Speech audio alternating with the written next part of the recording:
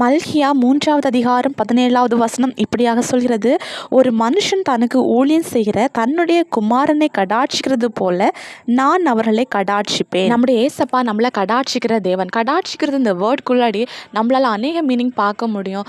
அதாவது ஏசப்போடைய அன்பு, அக்கறை, நம்முடைய தேவைகளை சந்திக்கிறது, அவருடைய பாசம், நம்மளை சந்திக்க வாருது, இது எல்லாமே அந்த ஒரு வார்த்தைக்குள்ளாடி நம்மளால் பார்க்க முடியும்.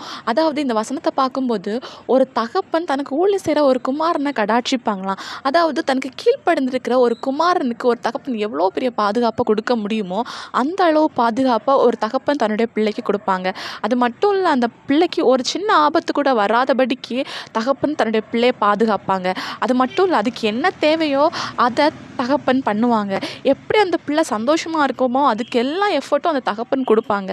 அதே மாதிரி தான் நம்முடைய பரமபிதாவாகிய நம்முடைய ஏசப்பாவும். நம்ம இந்த உலகத்தில் வாழ்ந்திருக்கிற இந்த காலகட்டத்தில் நம்ம எதில் குறைவுபட்டிருக்கிறோமோ அதை ஏசப்பா கிட்ட சொல்லி, ஏசப்பா நீங்கள் கடாட்சிப்பேன்னு சொன்னீங்கல்ல, என்னை கடாட்சிங்கன்னு கேட்போமா? நம்ம கேட்கும்போது ஆண்டவர் நம்மளை கடாட்சிப்பார். நம்முடைய தகப்பன் தான் ஏசப்பா, நம்ம அவருடைய பிள்ளை. அந்த உரிமையில் நம்ம ஏசப்பா கிட்ட கேட்கும்போது ஆண்டவர் நிச்சயமாக நம்மளை கடாட்சிப்பார்.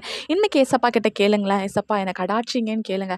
ஆண்டவர் நிச்சயமாக உங்களை கடாட்சிப்பார். நான் உங்களை கடாட்சிப்பேன்னு சொல்லிட்டு ஏசப்பா வாக்குத்தத்தம் கொடுத்துருக்கிறாரு. இந்த வாக்குத்தத்தத்தை உரிமை பாராட்டி நிற்கும் போது நீங்கள் உங்கள் வாழ்க்கையில் ஆசீர்வாதங்களை பார்ப்பீங்க. ஏசப்பா உங்களை ஆசீர்வதிப்பாராக. இயேசு கிறிஸ்துவின் நாமத்தில் ஆமீன்.